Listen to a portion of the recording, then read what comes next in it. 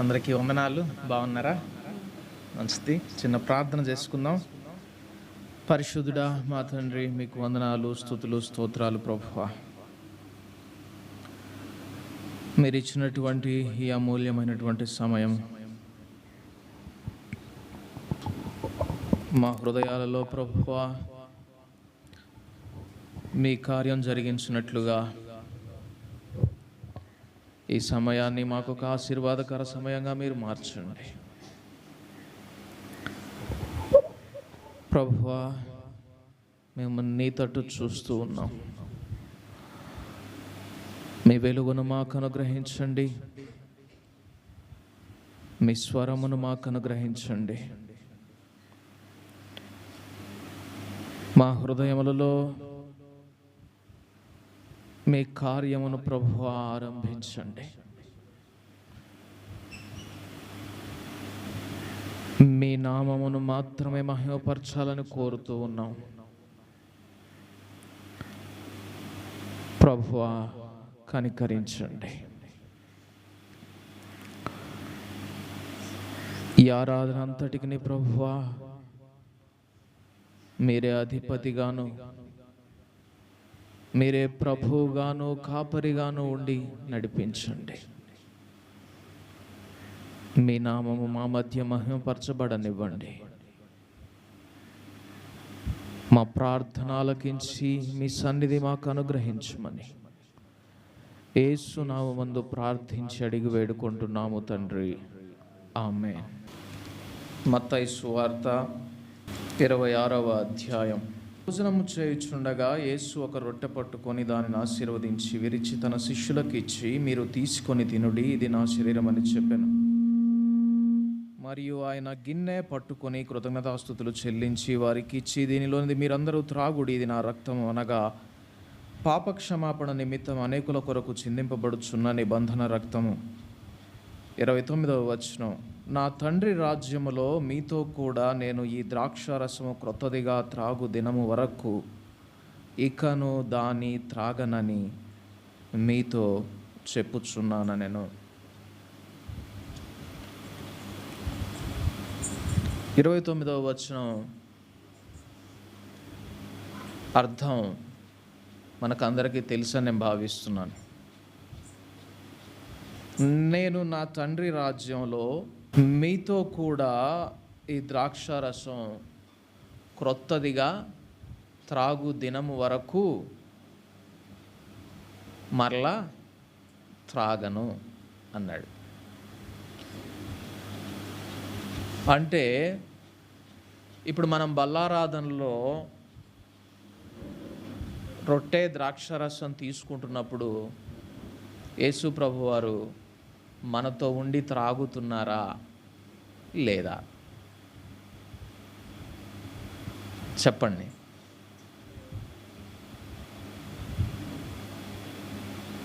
అక్కడ ఏమంటున్నాడు? మరలా తండ్రి రాజ్యంలో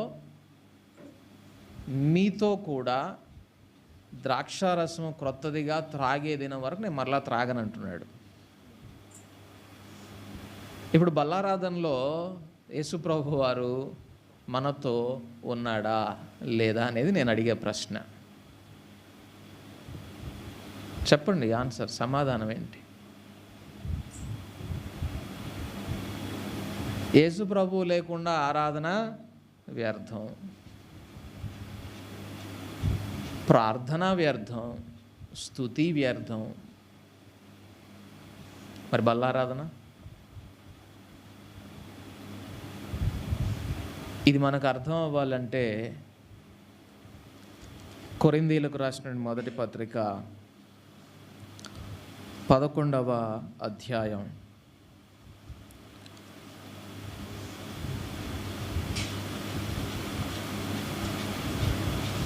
25వ వచనం. ఆ ప్రకారమే భోజనమైన పిమ్మట ఆయన పాత్రను ఎత్తుకొని, ఈ పాత్ర నా రక్తము వలనైన క్రొత్త నిబంధన, మీరు దీనిలోనిది త్రాగునప్పుడల్లా ఎందుకు చేయమంటున్నాడు? జ్ఞాపకం చేసుకోవడానికి. మీరు నన్ను జ్ఞాపకం చేసుకోవాలి అంటే ఒక పని మీరు చెయ్యాలి అంటున్నాడు. ఒక పని మీరు ప్రత్యేకంగా చేయాలి అంటున్నాడు. ఈ పని చేసినప్పుడల్లా ఇది ఎందుకు చేస్తున్నారు మీరు అంటే అర్థం ఏంటి? ఆయనను జ్ఞాపకం చేసుకోవడానికి. ఇప్పుడు మిమ్మల్ని ఒక ప్రశ్న అడుగుతాను. ఎంత ఫ్రీక్వెంట్గా మీరు ఆయన జ్ఞాపకం చేసుకుంటున్నారు? ఎంత తరచుగా మీరు ఆయన జ్ఞాపకం చేసుకుంటున్నారు? ఆయన జ్ఞాపకం చేసుకోవాలంటే ఇక్కడున్న వాక్య ప్రకారం కండిషన్ ఏంటి? మరి ఎంత ఫ్రీక్వెంట్గా మీరు ఆయన జ్ఞాపకం చేసుకుంటున్నారు?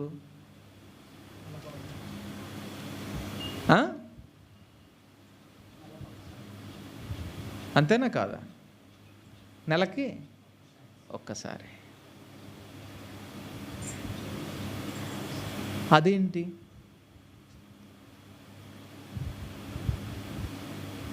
అందుకే అపోస్తలులు ఇంటింటా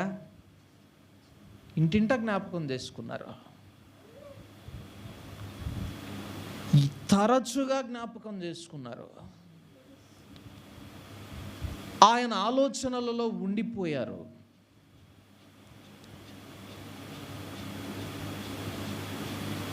అంటే మనము కూడుకున్న ప్రతిసారి బల్లారాధన జరిగించాలి అని నేను నియమాన్ని తీసుకురావడం లేదు, కానీ దీని వెనుక ఒక ప్రత్యేకమైనటువంటి దేవుని ఆలోచన ఉన్నది.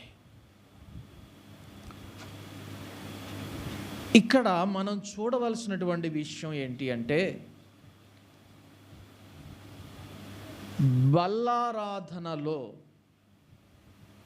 ప్రభురాత్రి సంస్కారంలో ఒక ప్రత్యేకమైనటువంటి లక్షణాన్ని దేవుడు చూపిస్తూ,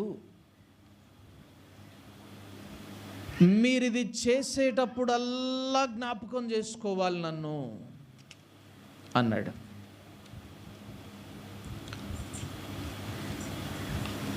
ఆ ఆంతర్యంలో ఆ లక్షణం యొక్క ప్రాధాన్యతను మనం గుర్తించగలిగితే మన ప్రతి ఆరాధన అంత అద్భుతంగా మారిపోతుంది. ఆ లక్షణం ఏంటి? దానికి ఉండినటువంటి ప్రాధాన్యత ఏంటి? ఈ దినాలలో సంఘాలు ఆ దిశగా అడుగులు వేస్తున్నాయా? ఒక సంఘంగా మనము ఆ పని జరిగిస్తున్నామా అనేది కొన్ని వాక్య భాగాల గుండా వెళ్ళి పరిశీలన చేసుకోవడానికి ప్రయత్నం చేద్దాం. మొదటిగా మనం పేతురు రాసినటువంటి మొదటి పత్రిక 2వ అధ్యాయం, పేతురు రాసినటువంటి మొదటి పత్రిక 2వ అధ్యాయం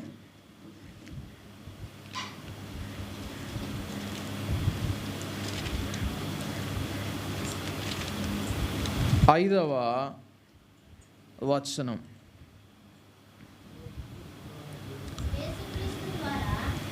యేసుక్రీస్తు ద్వారా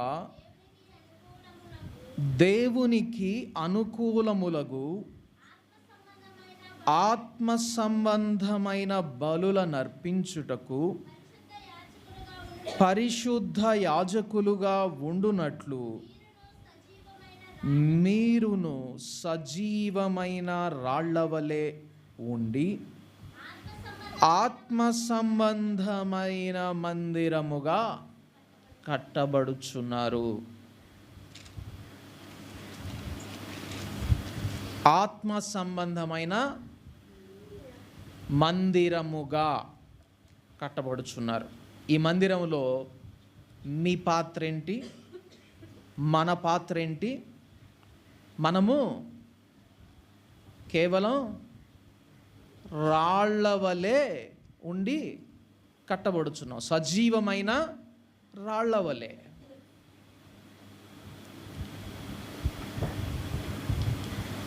గుర్తుపెట్టుకుందాం.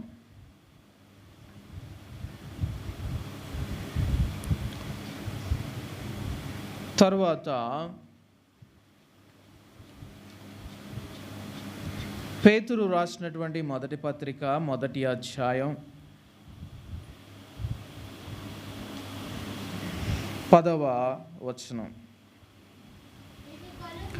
మీకు కలుగు ఆ కృపను గూర్చి ప్రవచించిన ప్రవక్తలు ఈ రక్షణను గూర్చి పరిశీలించుచు తమ యందున్న క్రీస్తు ఆత్మ క్రీస్తు విషయమైన శ్రమలను గూర్చియు వాటి తరువాత కలుగబోవు మహిమలను గూర్చియు ముందుగా సాక్ష్యం ఇచ్చినప్పుడు ఆ ఆత్మ ఏ కాలమును ఎట్టి కాలమును సూచించుచూ వచ్చెనో దాని విచారించి పరిశోధించిరి. ఇందాక మనం చదువుకున్నటువంటి వాక్య భాగంలో మన పాత్ర ఏంటి? సజీవమైన రాయి. ఒక అంశం గుర్తుపెట్టుకోనండి, ఇక్కడ మనకింతకు ముందు సువార్త ప్రకటించినటువంటి లేదా పాత నిబంధన కాలపు ప్రవక్తలు వారు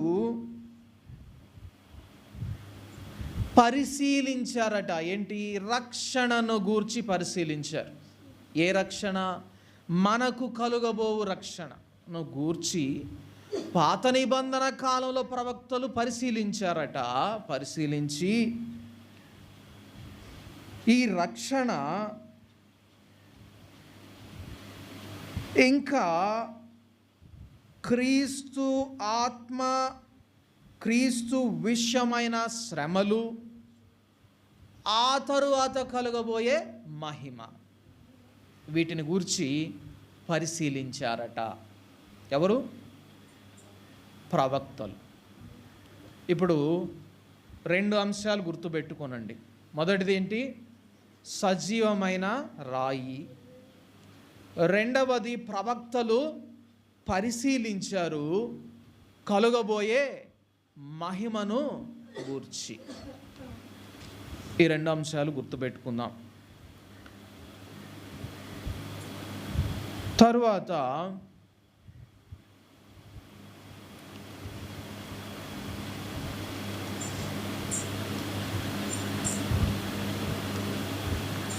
ఆమోసు గ్రంథము 3వ అధ్యాయం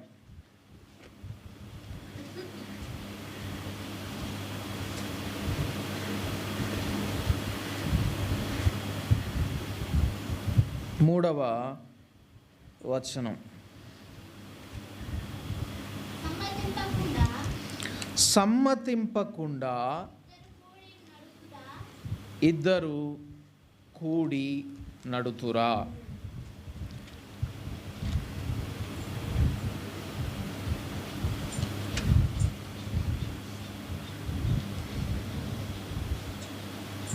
సమ్మతింపకుండా ఇద్దరు కూడి నడతురా. ఇంగ్లీష్ బైబిల్లో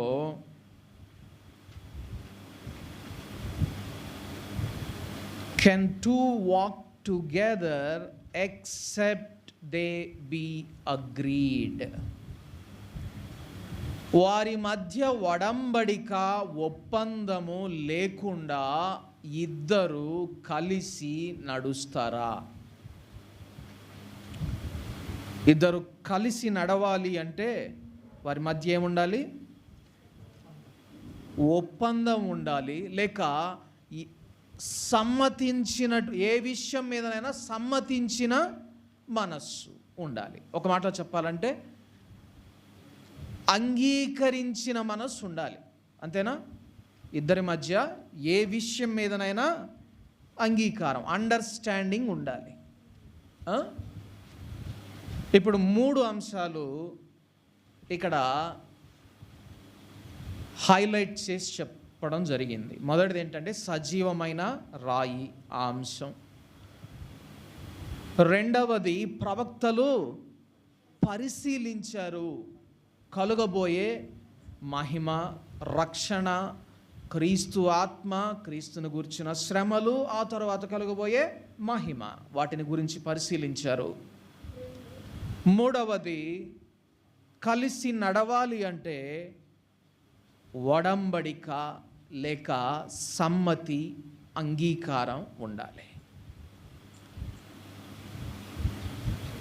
ఈ 3 అంశాలు గుర్తుపెట్టుకుంటారని నేను పూర్తిగా లోపలికి వెళ్లకుండా మీకు ఆ వాక్యాల ద్వారా చెప్పుకుంటూ వస్తూ ఉన్నాను. ఇప్పుడు మనం ప్రభురాత్రి సంస్కారానికి వెళ్దాం.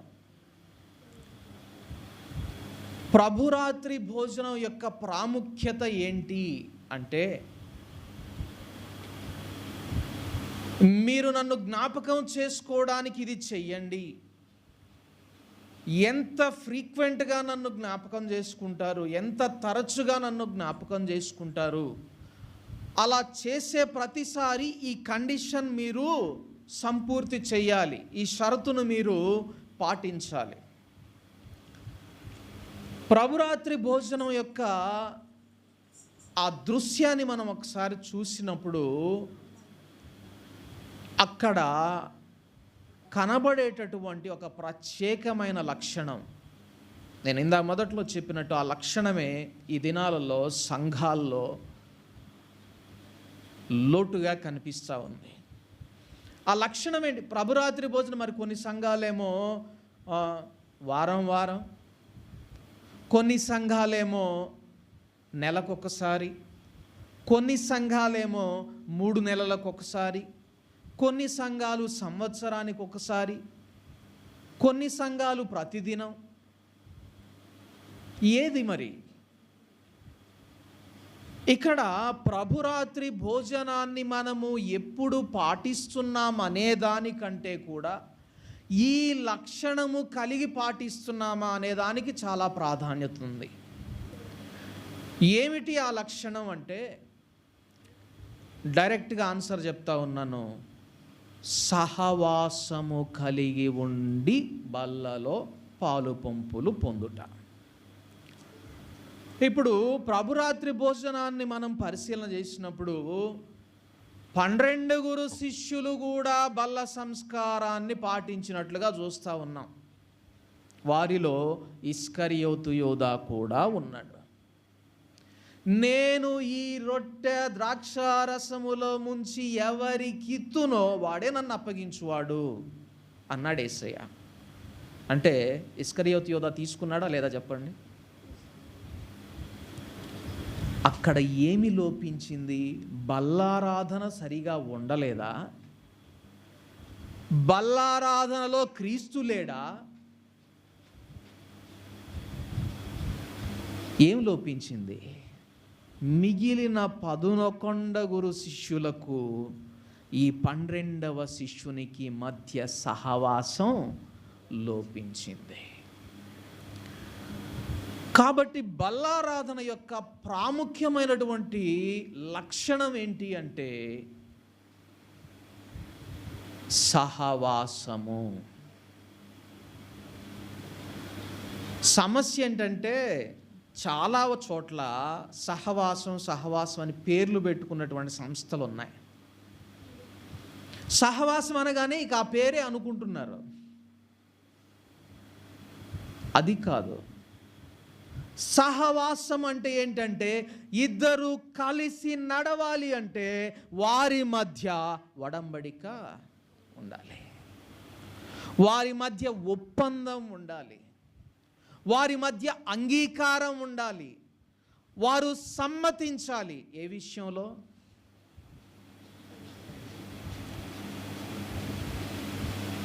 ఏ విషయంలో సమ్మతించాలి? పలు విషయాలు మనం చూడొచ్చు, కానీ ప్రాముఖ్యంగా క్రీస్తును గూర్చి సమ్మతించిన మనస్సు కలిగిన వారై ఉండాలి. ఒక మాటలో చెప్పాలి అంటే సహవాసం అనేది నాతో క్రీస్తుతో పాటుగా నడవడానికి సమ్మతించిన వారితో కలిసి నడవడమే సహవాసం. ఏంటి? నాతో పాటుగా కలిసి నడవడం అనడం లేదు, నేను మధ్యలో ఒక పదం పెట్టాను. ఏంటి? క్రీస్తుతో కూడా.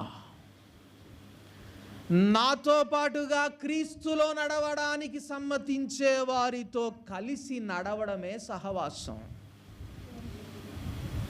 ఈ దినాలలో సంఘాలలో లోపిస్తుంది అదే. పలు విషయాలలో సమ్మతించి ముందుకు నడుస్తూ ఉన్నారు విశ్వాసులు, సహోదరులు. కానీ క్రీస్తులో ఎదగడానికి నీతో పాటుగా నేను నడుస్తాను అని సమ్మతించే హృదయాలు కనుమరుగవుతున్నాయి. అది సహవాసం కాదు. నంబర్ పెరగడం సహవాసం, విస్తరించడం కాదు. సహవాసం విస్తరించడం అన్నదానికి అర్థం ఏంటో తెలుసా? మన ఆలోచన ఒకసారి, దేవుని ఆలోచన ఒకసారి రెండు పక్క పక్కన పెట్టుకొని మనం ఆలోచన చేస్తే ఆ తారతమ్యం మనకు అర్థమవుతుంది.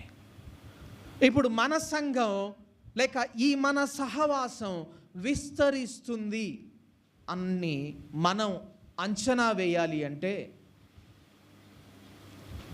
ఈరోజు నాతో పాటుగా క్రీస్తులో నడవడానికి ఇద్దరు సమ్మతించారు. మరుసటి వారానికి ఇంకొక ఇద్దరు కలిశారు. ఇప్పుడు ఎంతమంది అయ్యాం? 5 అయ్యాం. ఆ తర్వాత ఇంకొక 5 కలిశారు, 10 మంది అయ్యారు. ఆ తర్వాత ఇంకొక 100 మంది కలిశారు.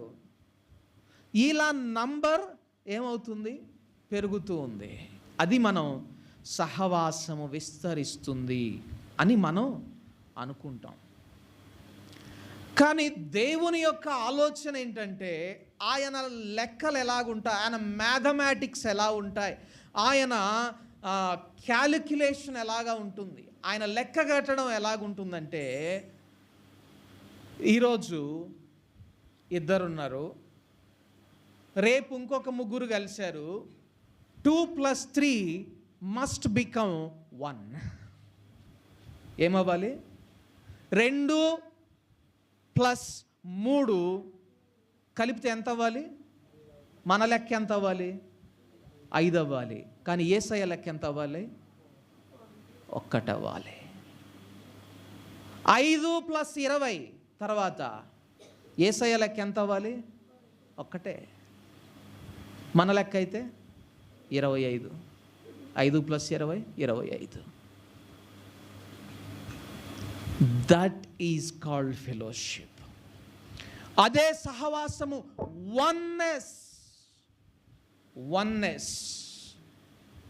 ఏకాత్మ అంటారు దాన్ని.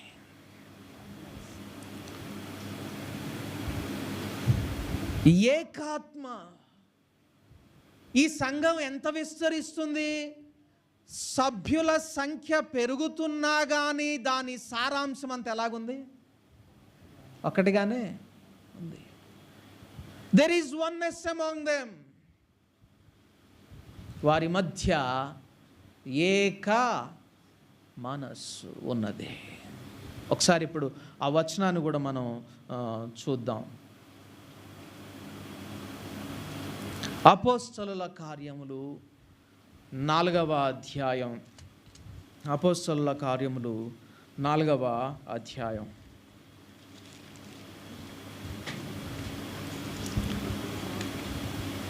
అపోస్తలుల కార్యములు 4వ అధ్యాయం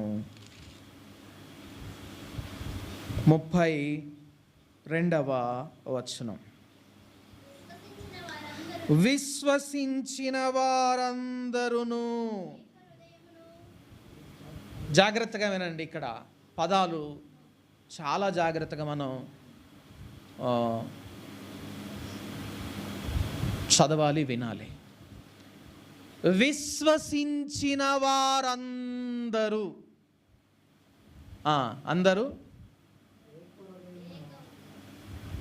చదవండి.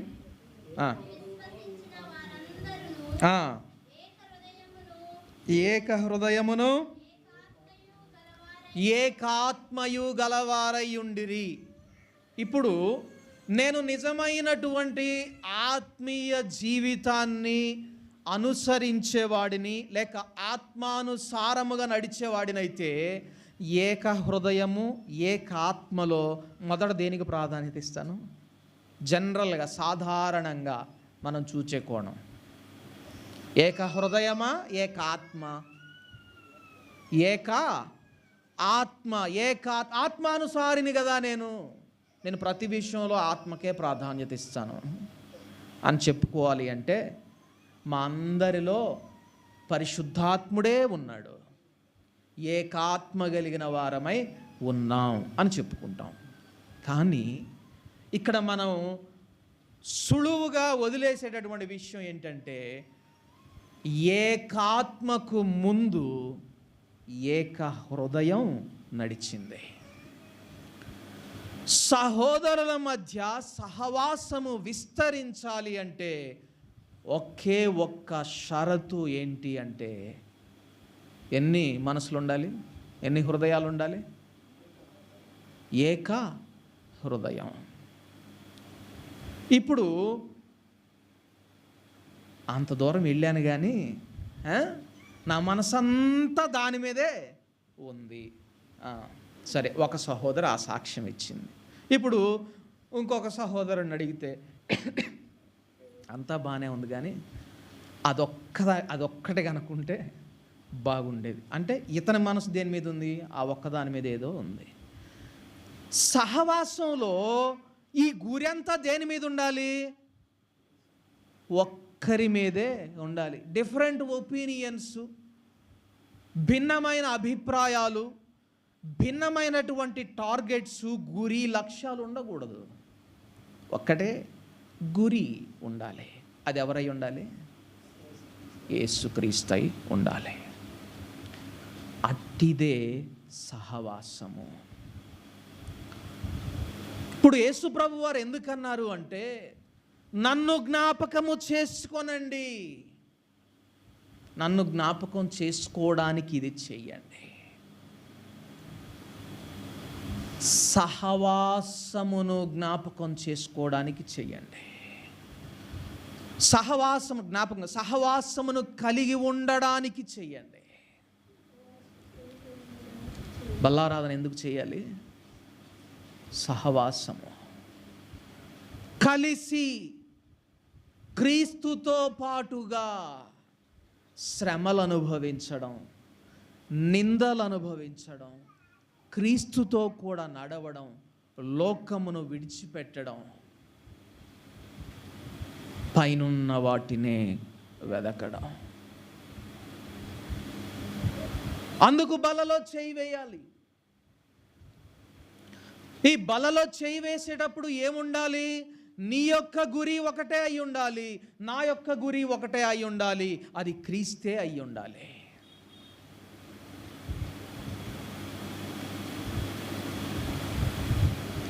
ఇందాక నేను 3 అంశాలు చెప్పాను. ఎంతమందికి గుర్తుందో? 3 అంశాలు గుర్తుపెట్టుకోనండి అని చెప్పాను.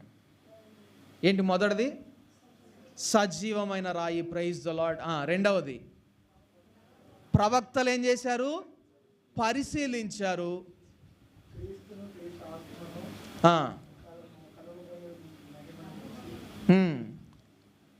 కలుగబోయే మహిమను గూర్చి వారు పరిశీలించారు. మూడవది ఇద్దరు కలిసి ఒడంబడిక లేకపోతే నడవలేరు. అగ్రిమెంట్, ఒప్పందం, వారి మధ్య సమ్మతి లేకుండా వారు కలిసి నడవలేరు. ఇప్పుడు సహవాసంలో మీరు సజీవమైన రాళ్ళు అంటున్నాడు. ఎందుకు సజీవమైన రాయి అన్నాడంటే, సజీవమైన రాళ్ల వల్ల మీరు ఒక మందిరముగా కట్టబడుతున్నాడు అన్నాడు. మీరు మందిరాలుగా కట్టబడుతున్నారు అనలేదు. ఒక మందిరముగా కట్టబడుతున్నారు. ఈ రాయికి ఏముంటుంది? అక్కడ కనెక్షన్ ఉంటుంది, సహవాసం ఉంటుంది, కలిసి ఉండడం ఉంటుంది, అతుకబడి ఉంటుంది. అతుకబడి ఉంటుంది. ఆత్మయందు వేరుపారిన వారై అతుకబడి మీరు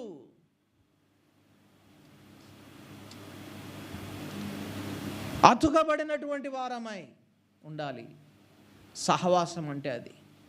ఎందుకు సహవాసానికి ఇంత ప్రాధాన్యత అంటే, యేసు ప్రభువారు ఒక దినాన యెరూషలేం వీధుల్లో నడుచుకుంటూ వెళ్తుండగానే శిష్యులు అన్నారు, అబ్బా, ఈ దేవాలయం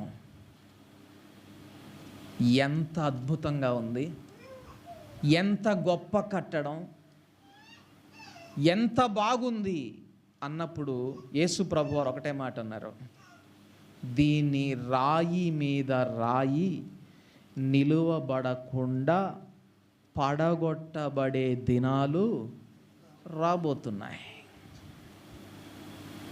3 అంశాలు ఇక్కడ మనం గమనించాలి. శిష్యులు అమేజ్ అయ్యింది ఆ దేవాలయం యొక్క స్థితిని చూచి. దేవుడు హెచ్చరించింది, రాతి మీద రాయిగా అది ఉండబోనటువంటి పరిస్థితి.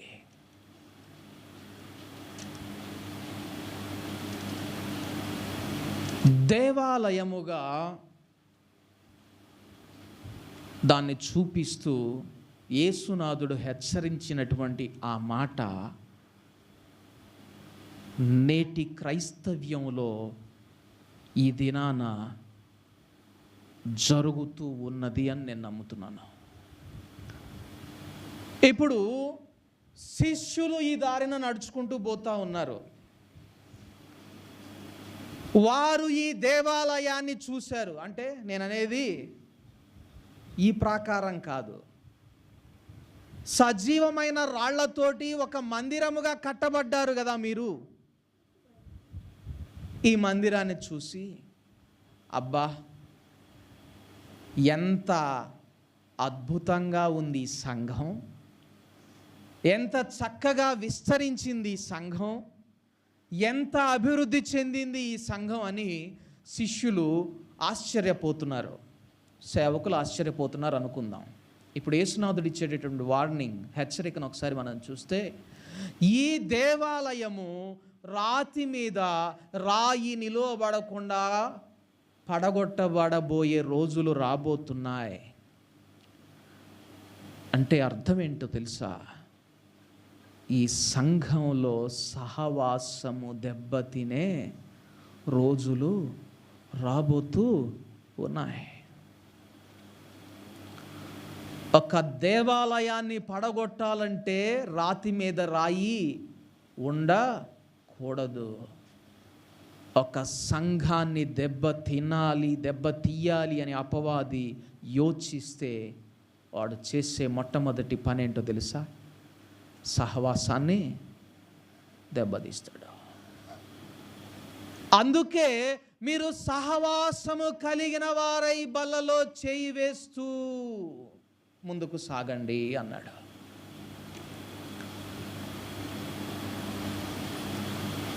ఇప్పుడు షరత్ ఏంటంటే ఒడంబడిక ఉండాలి, ఒప్పందం ఉండాలి, అగ్రిమెంట్ ఉండాలి, సమ్మతి ఉండాలి. క్రీస్తును గూర్చిన సమ్మతి. మందిరానికి వచ్చావు, ప్రార్థన చేయడానికి వచ్చావు. ప్రార్థన చేస్తూ నీ గురి క్రీస్తు మీద ఉంటే, నీతో సహవసించే సహోదరుని యొక్క గురి కూడా దేని మీద ఉండాలి? క్రీస్తు మీద ఉండాలి. అట్టి వారితోనే సహవాసం కలిగి ఉండాలి మనం. అలాగా ముందుకు సాగితేనే మనము క్రైస్తవ జీవితంలో ముందుకు సాగగలం.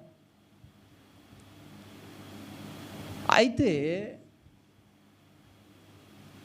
ఇప్పుడు మీకు ఒక అవసరత వచ్చింది. ఉదాహరణకు ఎవరికైనా బాగా నష్టం వచ్చి లేకపోతే బాగా అవమానింపబడి దుఃఖపడుతూ ఉంటే, ప్రార్థన చేద్దాంపా, ఓదారుద్దాంపా అని ఆ విషయంలో సమ్మతించి ప్రార్థన చేస్తాం. అవునా? మంచిది. ఎవరైనా రోగి అయి ఉన్నారు, ప్రార్థన చేద్దాం పదా, సమ్మతించి ప్రార్థన చేస్తాం. ఇక్కడ డిస్ప్యూట్స్ ఏముండవు, అంటే విభేదాలు ఏమీ ఉండవు. నీ హృదయంలో ఒకటే గురి, నా హృదయంలో ఒకటే గురి. ఆ సహోదరుడు స్వస్థపరచబడాలి, లేకపోతే ఆ సహోదరుని నష్టము పూడ్చబడాలి. పలు అంశాల్లో మనము సమ్మతించి అంగీకరించి ప్రార్థిస్తున్నాం. మరి క్రీస్తును గూర్చిన నింద గొప్పదని యోచించి ఎంతమంది సమ్మతించి ప్రార్థిస్తారు? ఐగుప్తు ధనము కంటే, దేనికంటే? ఐగుప్తు ధనము కంటే, ఈ లోక ఐశ్వర్యము కంటే, ఈ లోకపు పలుకుబడి కంటే, ఈ లోకంలో హెచ్చింపబడేదానికంటే ఏది గొప్ప భాగ్యమని ఎంచుకోవడంలో సమ్మతిస్తున్నారు? క్రీస్తును గుర్చిన నింద. Come on, let us get blameless because of Christ. రండి మనము కలిసి ప్రార్థిద్దాం, క్రీస్తును గూర్చి మనం నిందింపబడదాం. ఇదేంది విచిత్రంగా? క్రీస్తును గూర్చి నిందింపబడడానికి మేమిద్దరము ఏకాత్మ కలిగి అదే గురి కలిగి ప్రార్థించాలా? ఎస్, అవును.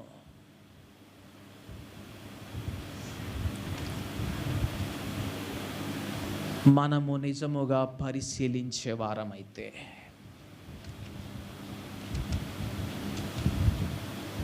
చాలా విషయాల్లో మనము కొంతమంది ఇక్కడ పరిశీలన అనే విషయానికి వచ్చేసేటప్పటికీ, సర్చింగ్, వెతకడం అనే దాని విషయానికి వచ్చేసేటప్పటికీ 3 పరిస్థితులు కనబడతాయి. ఒకటి, సమృద్ధిగా ఉన్నా నేను వెతకను.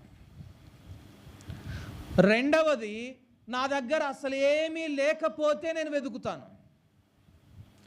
మూడవది, విలువైనది ఏదన్నా పోగొట్టుకున్నా నేను వెతుకుతాను. 3 పరిస్థితులు ఉంటాయి. ఒకటి, అసలు వెతకని పరిస్థితి. రెండవది, ఏమీ లేని స్థితిలో ఏదో నేను పొందుకోవాలని వెతకడం. మూడవది, ఉన్న వాటిలో పోగొట్టుకున్న దాన్నైనా తిరిగి నేను పోగొట్టుకున్న దాన్ని ఖచ్చితంగా నేను తిరిగి సంపాదించుకోవాలని వెతకడం. 3 విషయాలు. ఉదాహరణకు నేను చెప్తాను. ఒక సహోదరి వజ్రాలు వెతకడానికి వెళ్తుంది. చాలామందికి అదొక ప్రొఫెషన్, అదొక వృత్తి. తెలుసా మీకు ఆ విషయం? వజ్రాలు వెతకడానికి వెళ్తారు. మొట్టమొదటగా వెళ్ళేటప్పుడు ఏంది, ఆ సహోదరు దగ్గర ఏమీ లేవు. ఒక్క వజ్రం దొరికినా చాలు, నా పరిస్థితి బాగుపడిద్ది. ఇప్పుడు ఆత్మ సంబంధంగా దాన్ని నేను అన్వయించుకుంటే, నాలో ఒక్క ఆత్మవరము కూడా లేదా, ఒక్క ఆత్మవరం సంపాదించుకున్న నా ఆత్మీయ స్థితి గొప్పగా ఉంటుంది అని వెదకడం, దానిలో ఉండే తీవ్రత. సరే, ఈ సహోదరు వెళ్ళింది, వజ్రాలు వెతుకుతూ ఉంది. మొదటిసారి వేటకెళ్ళినప్పుడు ఒక వజ్రం దొరికింది, రెండోసారి వేటకెళ్ళినప్పుడు ఇంకొక వజ్రం దొరికింది, మూడోసారి వేటకెళ్ళినప్పుడు ఇంకొక వజ్రం దొరికింది. సరే, 3 సార్లు దొరికింది కదా అని చెప్పి 4ఓసారి పోయినప్పుడు నిర్లక్ష్యంగా వెతికిద్దా?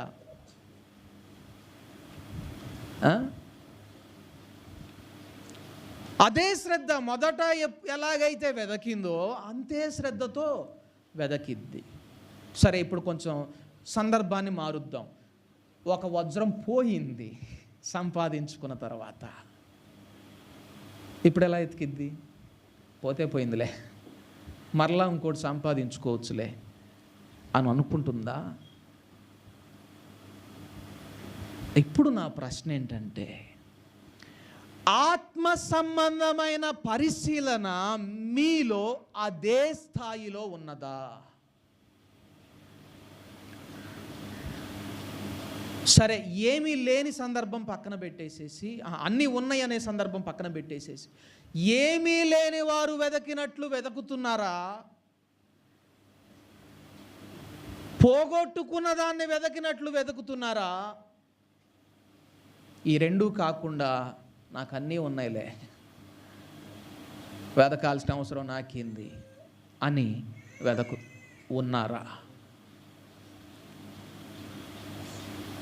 క్రీస్తును గూర్చిన శ్రమలు, ఆ తరువాత కలుగబోయే మహిమలు, వాటిని గూర్చి పరిశీలించారట పాత నిబంధన కాలపు ప్రవక్తలు.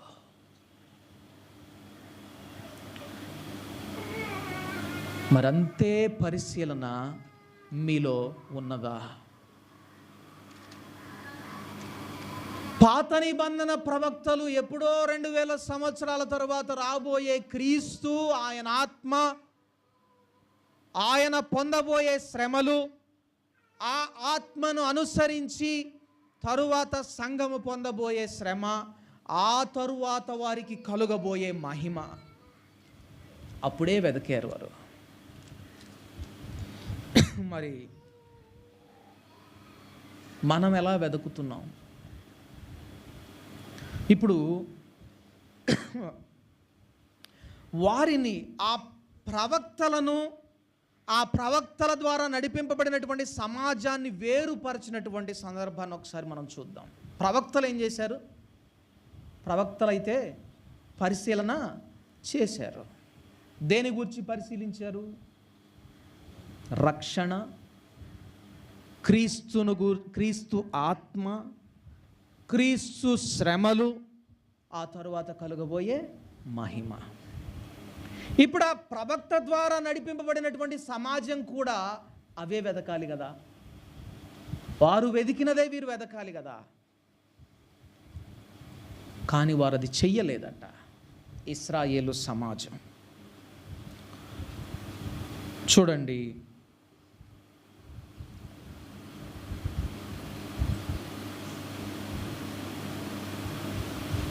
రోమియోలకు రాసినటువంటి పత్రిక 11వ అధ్యాయం 7వ వచనం.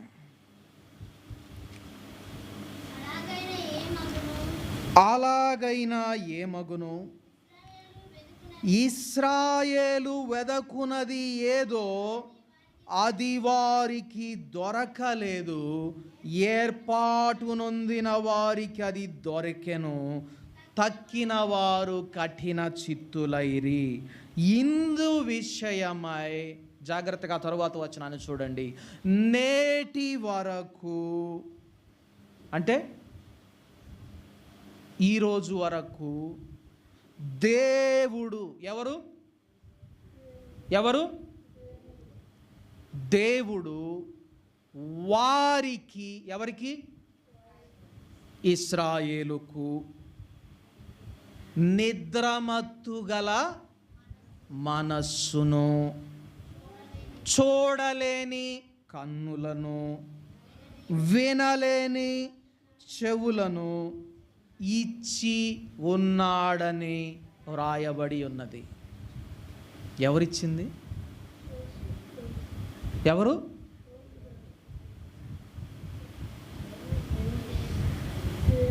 అదేంది మనం చదువుకున్నది ఇప్పటిదాకా క్రీస్తు యేసును గూర్చిన సువార్త ప్రకాశమానము వారికి ప్రకాశింపకుండునట్లు ఈ యుగ సంబంధమైన దేవత వారి మనోనేత్రములకు గ్రుడ్డితనము. ఇక్కడ ఎవరు గ్రుడ్డితనం కలుగు చేశారంటుంది? ఎవరు? దేవుడు గ్రుడ్డితనం కలుగజేశాడట. ఇంకా ఎక్స్పాండ్ చేసి దాన్ని విస్తరించి ఏమంటున్నాడు? నిద్రమత్తు గల మనస్సు, చూడలేని కన్నులు, వినలేని చెవులు.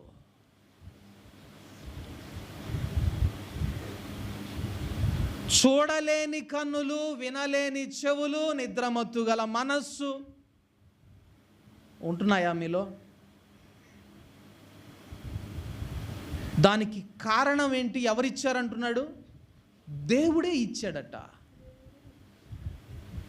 ఎందుకు దేవుడిచ్చాడు? పైన చెప్పినటువంటి ఆన్సర్, వారు వెదకినది వారికి దొరకలేదు. వారు తప్పైన దానిని వెదకారు. అది వెదకవలసిన దాన్ని వెదకలేదు. ఇప్పుడు ఈ వజ్రాలు వెదకడానికి పోయినటువంటి సహోదరి వజ్రాన్ని కాకుండా కట్టె పొలలో వెతికింది అనుకోండి,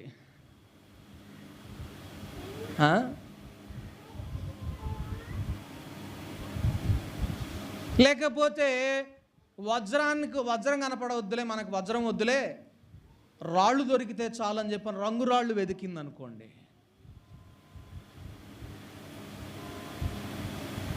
లేదు గేదెలకు మేత గడ్డి వెతికింది అనుకోండి, ప్రయోజనమా? ఈ దినాలలో సహోదరులు కర్ర, గడ్డి, కొయ్యకాలు వెదకుతున్నారు. వెదకవలసిన దానిని వెదకడం లేదు.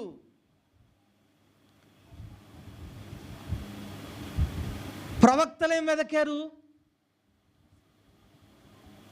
రక్షణ, ఆ రక్షణ వలన కలగబోయే క్రీస్తు ఆత్మ, పొందబోయే క్రీస్తు ఆత్మ, ఫలితంగా పొందబోయేటటువంటి క్రీస్తు శ్రమలు, ఆ శ్రమల తరువాత కలగబోయే మహిమ.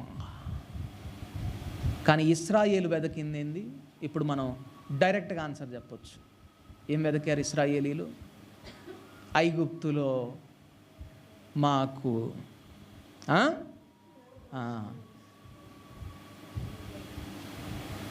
క్రైస్తవుడా, ఈ దినాన నువ్వు వెదకుతున్నది ఏంటి? నీ పరిశోధన, నీ పరిశీలన దేని మీద ఉంది?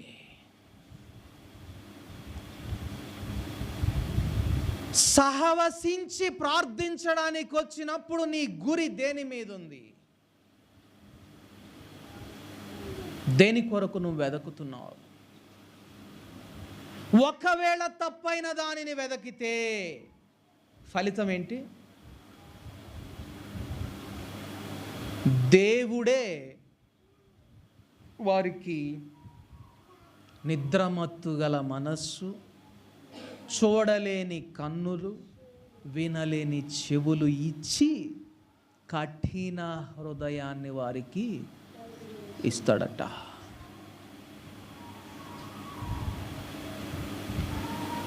కఠిన హృదయము సమ్మతిస్తుందా? ఇప్పుడు నా ప్రశ్న అది.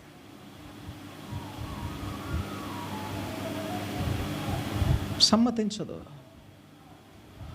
Why the believers are not having the fellowship between them or among them?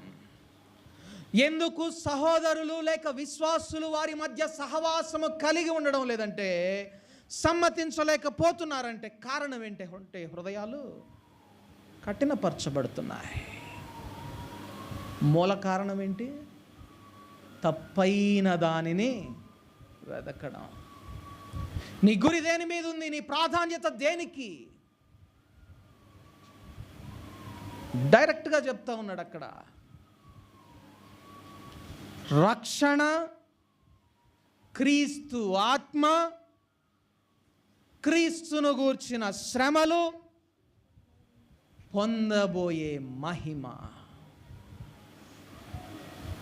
క్రైస్తవుడా, వీటిని వెదకుతున్నావా? ప్రార్థనలో, ఆరాధనలో, దేవునితో నడిచే విషయంలో. నేను వెదకుతున్నాను అన్నయ్య, నేను వెదకుతున్నాను తమ్ముడు, నేను వెదకుతున్నాడు సహోదరి, నేను వెదకుతున్నాను సహోదరుడు అని మీలో ఎవరైనా చెయ్యి ఎత్తితే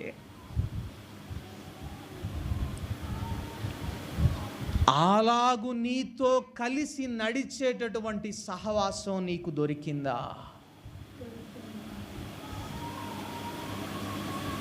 it's very rare, very rare. చాలా అరుదు అట్టి సహవాసం దొరకడం. కారణం ఏంటి?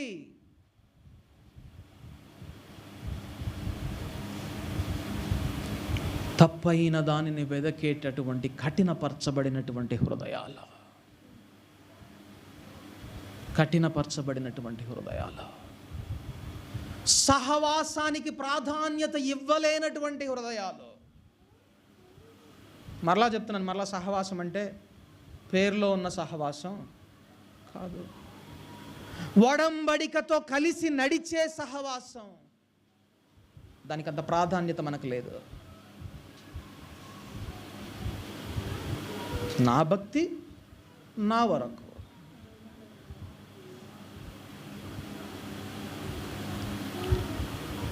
ఇంకా మనం లోతుకు వెళితే సమయం మించిపోద్ది. సహోదర స్వభావం. సహోదరుల మధ్య ఏముండాలి? ఐక్యత, సహవాసం ఉండాలి. అది లేకుండా మనము క్రీస్తుతో బల్లలో పాలు పంపులు పొందలేము. అందుకే ప్రియ సహోదరులారా, మీరు వెదకేదేంటి? మీ ప్రాధాన్యత ఏంటి? మీ గురి ఏంటి? తప్పైన దానిని వెదకుతున్నారా? అదుగో ఇశ్రాయేలీలు కఠిన చిత్తులైరి. కానీ ప్రవక్తలు వెదకారు, వారు పొందుకున్నారు. వారు సరి అయిన దానిని వెదకారు.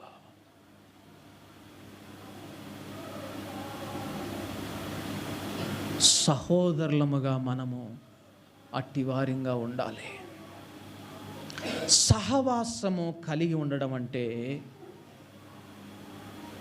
సమ్మతించిన మనస్సు కలిగి ఉండడం అంటే అది ఎలాగా మార్చివేస్తుందంటే, తిమోతికి రాస్తూ పౌలు భక్తుడు అంటాడు, నా ప్రార్థనలలో నిన్ను జ్ఞాపకం చేసుకుంటూ నిన్ను చూచి సంతోషించాలని, నిన్ను జ్ఞాపకం చేసుకున్నప్పుడల్లా నాలో ఆనందం కలుగుతున్నది అంటాడు పౌలు భక్తుడు. పౌలు ప్రార్థన చేస్తూ తిమోతిని జ్ఞాపకం చేసుకున్నప్పుడల్లా పౌలుకి ఏం కలుగుతుందట? సంతోషం, ఆనందం కలుగుతుందట. ఇప్పుడు ఒక సహోదరి గురించి ప్రార్థన చేయమంటే, లేక నీవు ప్రార్థించే ఏ సహోదరుని గురించైనా నీ హృదయంలో ఆనందం కలుగుతుందా? లేక వేరేదేదైనా? నేను విన్నాను ప్రార్థనలో,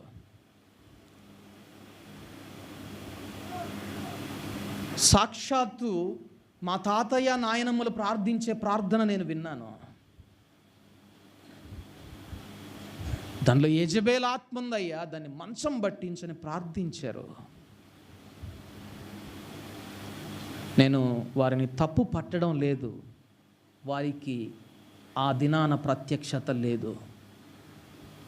ఈ దినాన మనకు అనుగ్రహించబడింది అంటే మనం గొప్పవారం అని కాదు, కాలము పరిపూర్ణం అయ్యే కొలది ఆయన వెల్లడించే తీరు మారుతా వచ్చింది.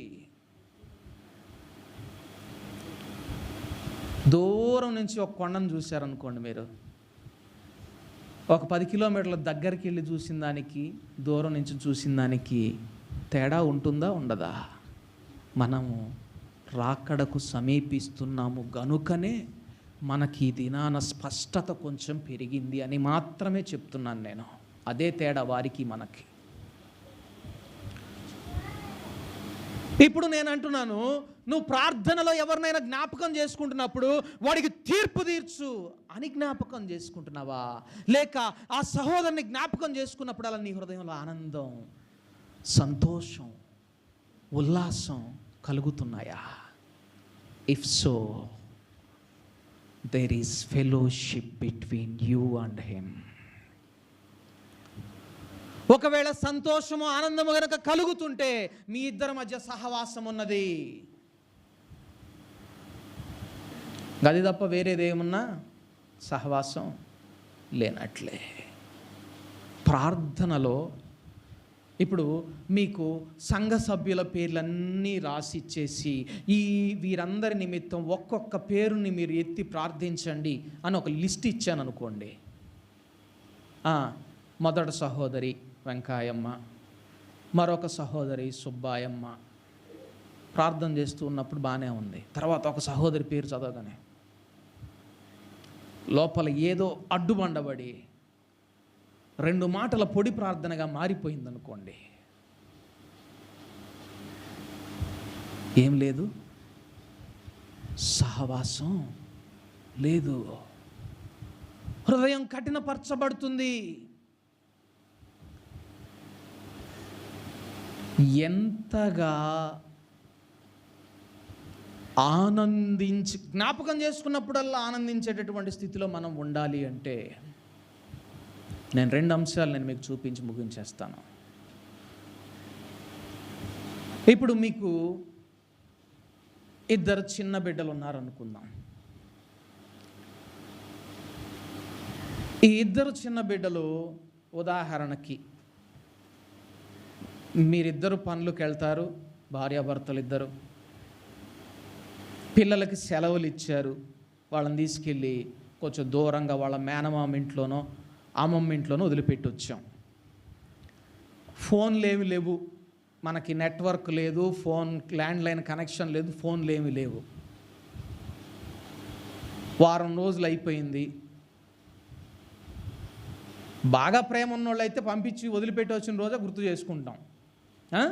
సరే, వారం రోజులు అయిపోయింది. 8వ రోజున చిన్నోడు గుర్తొచ్చాడు. వాడు చేసే కొంట పనులు గుర్తొచ్చాయి, వాడు చేసే అల్లరి గుర్తొచ్చింది. జస్ట్ మీరు ఊహించండి, మనసులోకి జస్ట్ అలాగా ఊహించుకోగానే ముఖం మీద ఏమొస్తుంది? చిరునవ్వు, సంతోషం వస్తుంది. అది తల్లి ప్రేమ. బైబిల్ గ్రంథం సెలవిస్తున్నది మనము సహోదర ప్రేమ కలిగి ఉండాలి, అది కూడా అలాగ ఉండాలి అంటుంది. జ్ఞాపకం చేసుకున్నప్పుడల్లా అంతటి సంతోషం కలిగి ఉన్నప్పుడే మనం సహవాసం కలిగి ఉన్నాం.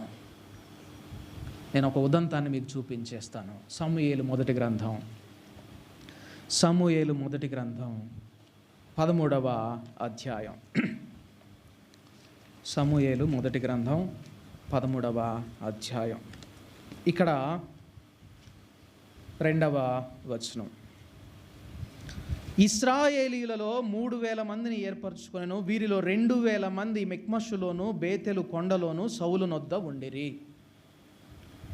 ఫిలిష్తీయులను ఎదుర్కోవడానికి ఇశ్రాయేలీలు బయలుదేరారు. 3000 మంది బయలుదేరారు. అందులో 2000 1000గా 2 గుంపులుగా విడిపోయారు. ఈ 2000 గుంపు ఎవరి దగ్గర ఉన్నారు? సౌలు నొద్ద ఉన్నారు. 1000 మంది గుంపు ఎవరి దగ్గర ఉన్నారు? యోనాతాను దగ్గర ఉన్నారు. ఇప్పుడు నేను ఒక ప్రశ్న అడుగుతాను. నువ్వు నిజముగా నీ కుమారుని ప్రేమించే తండ్రివైతే నీ దగ్గర ఎక్కువ సైన్యాన్ని పెట్టుకుంటావా, నీ కుమారుడి దగ్గర ఎక్కువ సైన్యాన్ని పెడతావా? కుమారుడి దగ్గర. ఈక్వేషన్ ఎలాగుండాలి? సౌలు దగ్గర 1000 మంది, యోనాతాను దగ్గర 2000 మంది ఉండాలి. కానీ ఇక్కడ రివర్స్లో ఉంది. యోనాతాను దగ్గర 1000 మంది, సౌలు దగ్గర 2000 మంది ఉన్నారు. యోనాతాను సనగలేదు. ఆయనకైతేనేమో సేఫ్గా ఉండాలంట. నేను చిన్నోడిగా నాకు ఇంకొక 1000 మందిని ఎక్కువ ఇవ్వచ్చుగా అనలే. వెళ్ళాడు యోనాతాను 1000 మందిని తీసుకొని. మీకు ఆ విషయం తెలుసా? ఫిలిష్తీయుని ధైర్యంగా ఎదుర్కొని చంపింది మొట్టమొదటగా దావీదు కాదు, యోనాతాను. యోనాతాను చంపాడు. మనం చూస్తే ఆ తర్వాత 14వ అధ్యాయం 13వ వచనం చూస్తే, 14వ అధ్యాయం 13వ, అతడును అతని వెనుక అతని ఆయుధములు మోయువాడును. అతడంటే ఎవరంటే ఇక్కడ యోనాతాను. యోనాతానును అతని వెనుక అతని ఆయుధములు మోయువాడును తమ చేతులతోనూ కాళ్లతోనూ ప్రాకి ఎక్కిరి. వాస్తవానికి ఫిలిష్తీన్లను చూసి ఈ ఇశ్రాయేలీలు కొండల్లో, గుహల్లో, లోయల్లో దాక్కున్నారు. అయితే యోనాతాన్ అన్నాడు, మనము ఆ కొండ ఎక్కిపోయి చూద్దాం, మనలను గుర్తించి ఫిలిష్తీయుడు ఎవడైనా రండిరా అన్నాడు అనుకోండి, దేవుడు వారిని మన చేతికి అప్పగిస్తున్నాడని మనము గ్రహించి వారి మీదకి పోయి వారిని జయిద్దాం. వాడు మనల్ని పట్టించుకోలేదనుకోండి, వారు మనతో యుద్ధానికి రావట్లేదని గ్రహిద్దాం అని ఒక నిర్ణయం తీసుకొని కొండ ఎక్కి చూద్దాం అనుకున్నారు. అది ఎక్కాలంటే ఎట్లా ఎక్కాలి? కాళ్ళతో, చేతులతో పాకుతూ ఓసర వెళ్ళిలాగా ఓసర ఏమంటారు, ఉడుములాగా ఎక్కాలి. సరే, అతి కష్టం మీద ఆయుధాలు భుజానేసుకొని ఆయుధాలు మోసేవాడు యోనాతాను కష్టపడి ఆ కొండ ఎక్కారు. ఎక్కి ఆ దినాన ఫిలిష్తీయులతో పోరాడి జయించారు. మనం చూస్తే 6 ఎకరం పాటు వారిని హతమార్చినట్లుగా చూస్తాం. అంతగా పోరాడారు. సరే, అక్కడ కట్ చేస్తే దావీదు ఫిలిష్తీయుని చంపేశాడు. చంపేసి ఊరేగింపుగా వస్తూ ఉంటే జనం ఏమన్నారు? సౌలుకు 1000 కొలది, దావీదునకు 10,000 కొలది. ఏదో ఒక రాయి ఇసిరేశాడు, లక్కీగా పోయి వాడికి తగిలింది. నాలాగేమన్నా కొండెక్కాడా? నాలాగేమన్నా ప్రయాసపడ్డా? అనుకోలేదు యోనాతాను. నన్ను కదా అనాల్సింది, అసలు నన్ను కదా పోడాల్సింది. అసలు ప్రయాసపడింది నేను, కష్టపడి జయించింది నేను. ఏదో గుడ్డేటుగా ఒక రాయి తగిలి వాడు చచ్చిపోయాడు. ఎంత మాత్రానికే దావీదును పొగడాలా? చూడండి, సహోదర స్వభావము, సహవాసము ఎన్ని దోషముల నుండి, పాపముల నుండి మనల్ని తప్పిస్తుందో చూడండి. అక్కడ యోనాతాను దావీదు విషయమై నొచ్చుకోలేదు. మనం తర్వాత చూస్తే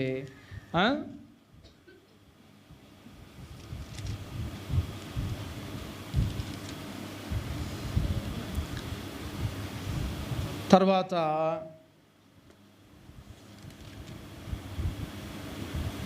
20వ అధ్యాయం, సమూయేలు మొదటి గ్రంథం 20వ అధ్యాయం.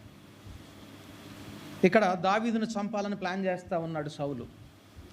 ప్లాన్ చేస్తూ ఉంటే సరే భోజనానికి పిలిపించి ఆ భోజన వరుసలో కూర్చున్నప్పుడు ఈట విసిరేసి దావీదును చంపేద్దామని ప్లాన్ చేసి విందు ఏర్పాటు చేశాడు సౌలు.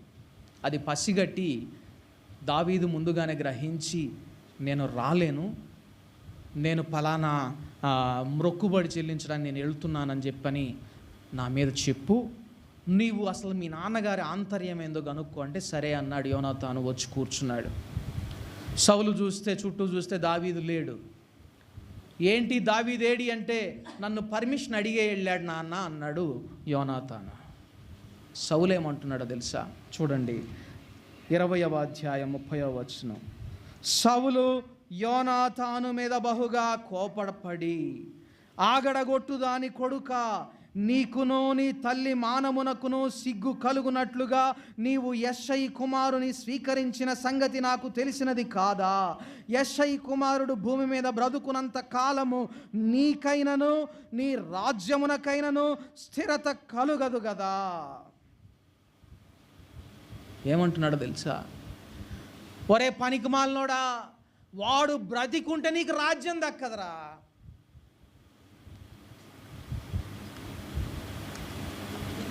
సాక్షాత్తు తండ్రే యోనాతానులో ద్వేషాన్ని బీజాన్ని నింపుతా ఉన్నాడు దావీదు మీద. చూడండి, యోనాతాన్ అంటున్నాడు 32వ వచనం,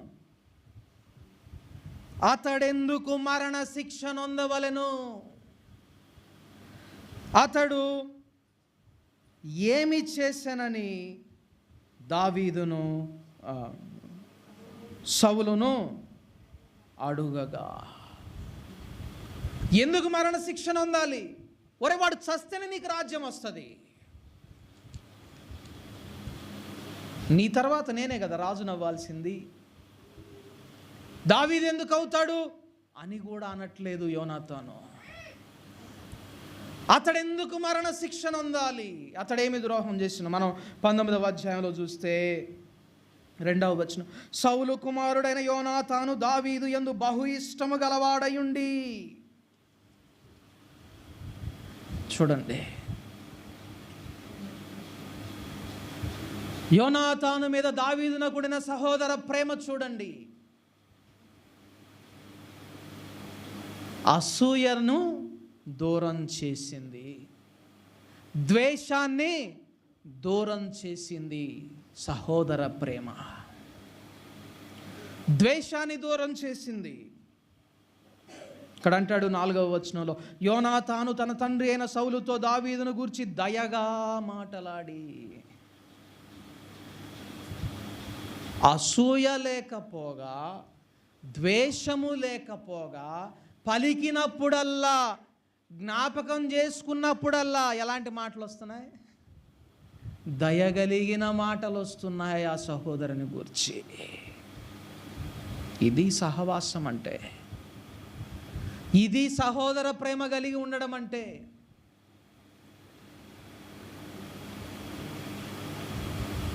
ఇక్కడ అంటున్నాడు సౌలుతోటి, అతడు ప్రాణమునకు తెగించి ఆ ఫిలిష్తీయుని చంపగా యెహోవా ఇశ్రాయేలీయులకందరికి గొప్ప రక్షణ కలుగజేస్తున్నది నీవే చూచి సంతోషించితివి కదా. నిష్కారణముగా దావీదును చంపి నిరపరాధి యొక్క ప్రాణము తీసి నీవెందుకు పాపము చేయుదువు? చూడండి, సహోదర ప్రేమ ఎంతగా ప్రాధేయపడుతుందో చూడండి.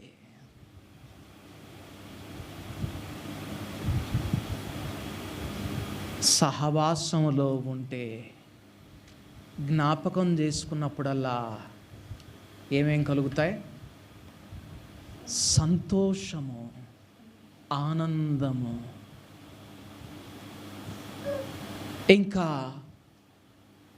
అసూయ లేకుండా, ద్వేషము లేకుండా, దయగలిగినటువంటి మాటలు కలిగి ప్రాధేయపడి అర్థించేలాగా మారుస్తుంది సహోదర ప్రేమ.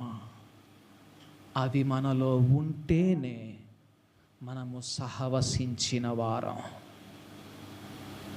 అవి మనలో ఉంటేనే మనము సభ్యులుగా 30 మంది, 50 మంది, 60 మంది ఉండినా మనము ఒక్కరముగా సహవసించిన వారము దేవుని దృష్టిలో సరిగా లెక్కింపబడిన వారం.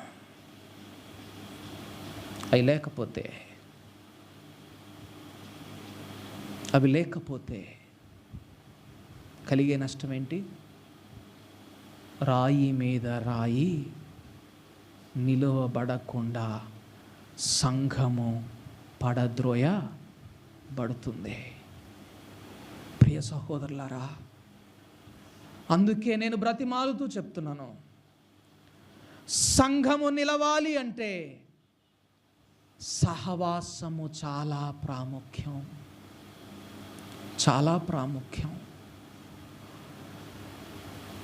లేనట్లయితే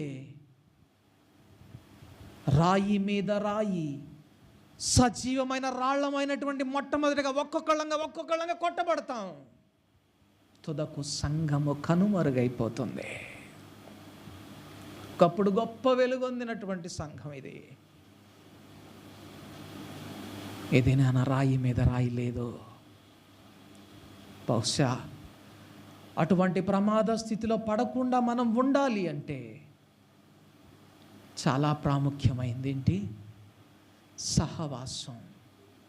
ఈ సహవాసం మనం కలిగి ఉండాలంటే మన మధ్య ఏముండాలి? ఒప్పందం ఉండాలి, అగ్రిమెంట్ ఉండాలి. దేని విషయమై? వెదకవలసినటువంటి దాని విషయమై.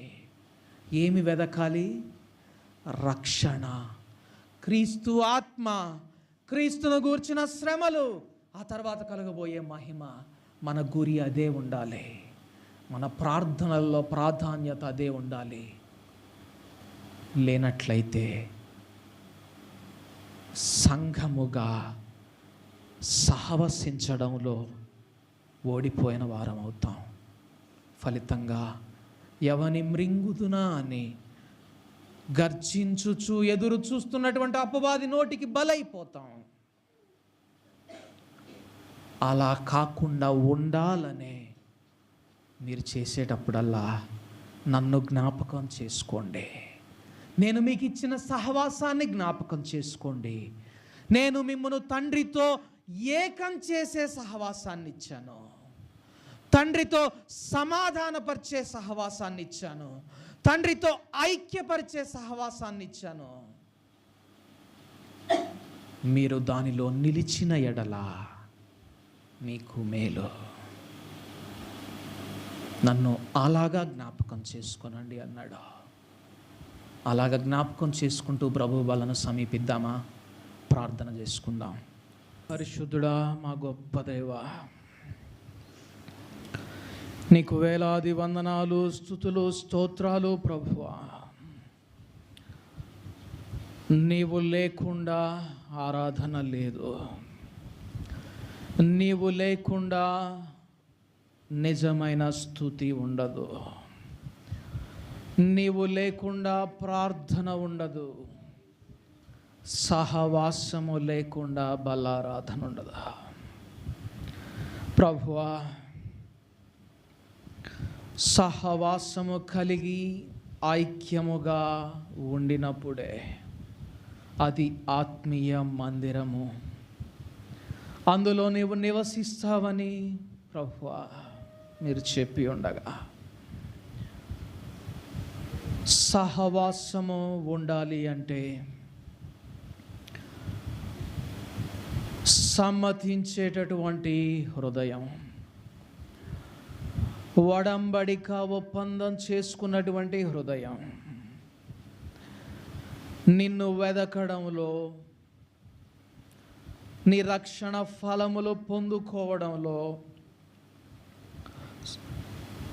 క్రీస్తును గూర్చిన శ్రమలలో, క్రీస్తు ఆత్మను పొందుకోవడంలో, నీ మహిమను వెదకడంలో